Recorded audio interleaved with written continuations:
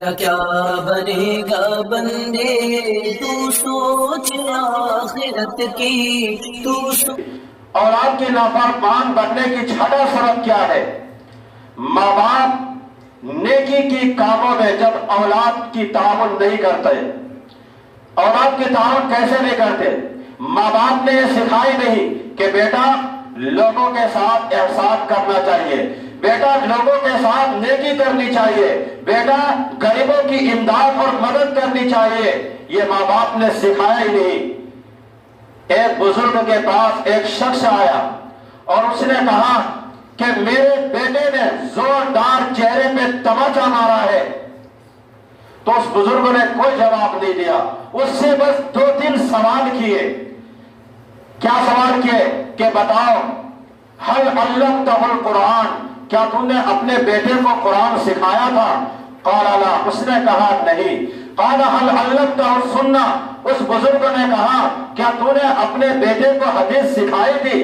قال لا، اس شخص نے کہا نہیں۔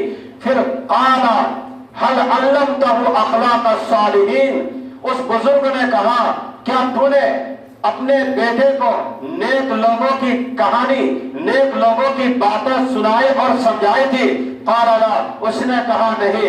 قال حسبک الثور فضربک، تو اس بزرگ نے کہا ظاہر ہے، ٹھیک ہے کہ اس بیٹے کی جگہ اس نے کیا گدھا کا لفظ استعمال کیا کہ اس بیل کو، اس گدھے کو، اس جانور کو یہی کچھ کرنا تھا، اس لیے کہ تو نے بچپن میں اس کو تربیت کیا ہی نہیں تھا، بچپن میں آپ نے اس کی تربیت نہیں کی تھی۔ تو والدین کی ذمہ داری ہے کہ نیکی کے کاموں میں اپنی اولاد کا تعاون کرے۔ تعاون کیسے ہوگا؟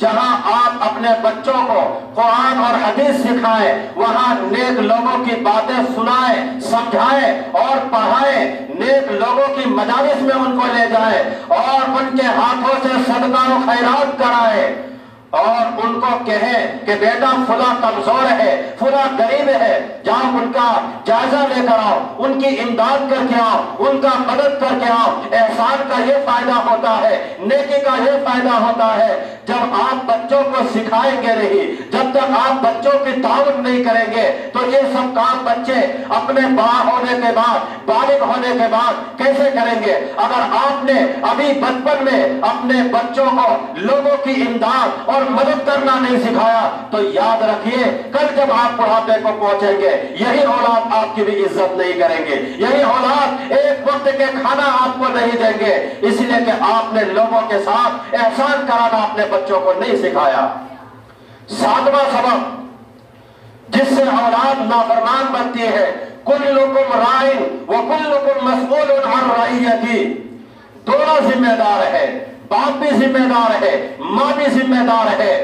ماں اولاد کے سامنے باپ کی برائی بیان کرے کہ تیرے باپ نے تو یہ ظلم کیا، تیرے باپ تو ایسا ہے، تیرے باپ کو تو پتہ ہی کچھ نہیں ہے، تو یاد رکھو وہ اولاد اس باپ کی کبھی عزت نہیں کرے گا اور اس ماں کو بھی کبھی عزت کی نظر سے نہیں دیکھے گا۔ اسی طرح اگر کوئی باپ یہ کردار ادا کرتا ہے اور اپنی اولاد کو ماں کے خلاف کرتا ہے تو گویا کہ نافرمانی کے لیے اپنی اولاد کو ماں باپ نے خود تیار کیا۔ تو 7واں سبب، ماں باپ میں سے کوئی ایک دوسرے کے خلاف اپنی اولاد سے بات سننا برداشت نہیں کرنا چاہیے، وہ اس کی عزت کا خیال رکھے۔ باپ کے سامنے اگر بچے نے کوئی بھی بدتمیزی کی تو کہے کہ بیٹا ماں کے ساتھ ایسے نہیں کرتے، اللہ ناراض ہوتے ہیں۔ اگر باپ کے سامنے بچے نے کوئی بدتمیزی کی تو ماں کہے کہ بیٹا یہ آپ کے والد ہیں، یہ جنت کا دروازہ ہے، باپ کہے ماں کے قدموں تلے جنت ہے۔ اگر یہ چیزیں سکھائے جائیں، ماں باپ کہے کہ اولاد سے ماں باپ کہے کہ ماں باپ کی خدمت میں اتنا بڑا ثواب ہے تو پھر ایسی اولاد کبھی نافرمان نہیں بنے گی۔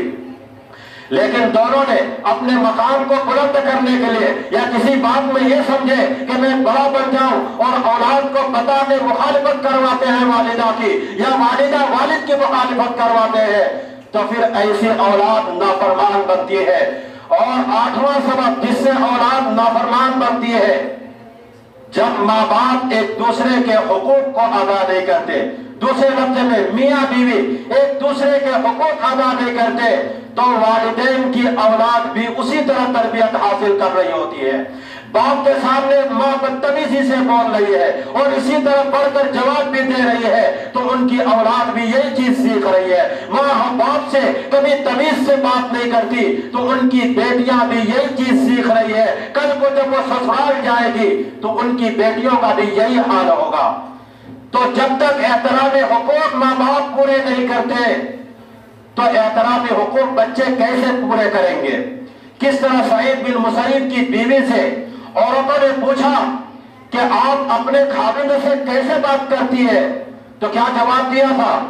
کما تکلمون امراءکم، جیسے تم حکمران سے، بادشاہ سے، پولیس سے، حکومت سے بات کرتے ہو اسی طرح میں اپنے خاوند سے بات کرتی ہوں، اسی طرح میں اپنے شوہر سے بات کرتی ہوں۔ تو بچہ کبھی نافرمان بنے گی؟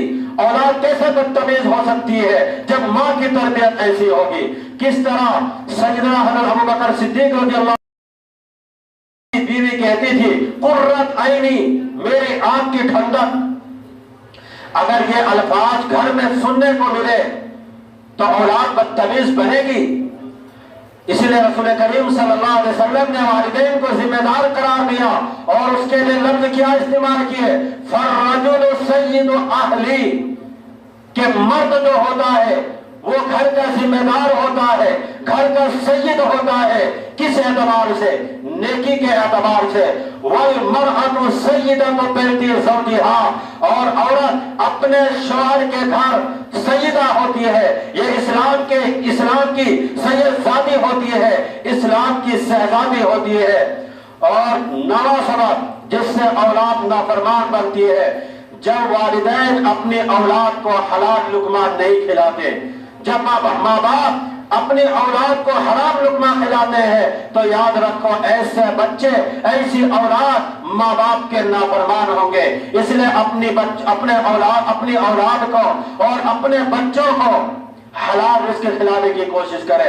اور 10واں سبب جس سے اولاد نافرمان بنتی ہے، آپ نے رسول کریم صلی اللہ علیہ وسلم کا ارشاد سنا ہوگا، ان اللہ لا یستحیی من الحق، کہ اللہ تبارک و تعالی حق بیان کرنے سے شرم نہیں کرتے، حیا نہیں کرتے۔ جب کوئی شخص اسلامی ادب آداب کا خیال نہیں رکھتا، جب کوئی شخص اپنی اہلیہ کے پاس جاتا ہے اور اسلامی آداب کا خیال نہیں رکھتا، وہ اذکار، وہ دعائیں انہیں یاد نہیں ہے، جو اذکار، جو دعائیں اللہ کے نبی نے امت کو سکھایا تھا کہ جب گھر والوں کے پاس جاؤ، اپنی بیوی کے پاس جاؤ تو اللہ کی پناہ طلب کرو اور یہ دعا پڑھو، بسم اللہ اللہم جنب الشیطان وجنب الشیطان ما رزقتنا۔ اگر اللہ اسے اولاد دیتے ہیں تو وہاں صحیح بخاری کے الفاظ کیا ہے؟ لم یضرہ شیطان ابدا، کہ شیطان کبھی غلبہ نہیں پائے گا۔ اگر یہ دعا کسی نے نہیں پڑھی تو پھر شیطان کوئی بھی چال کھیل سکتا ہے، جس کے بارے میں علماء نے لکھا ہے کہ سب سے پہلا اثر یہ ہوگا کہ اس کی اولاد نافرمان ہوگی۔ دوسرا اثر یہ ہے کہ اس اولاد کے مختلف اعضاء کو ناقص کیا جا سکتا ہے، کسی کے ہاتھ نہیں ہوں گے، کسی کے انگلی نہیں ہوں گے، کوئی آنکھ سے، کوئی کسی اعضاء سے ناقص ہوں گے۔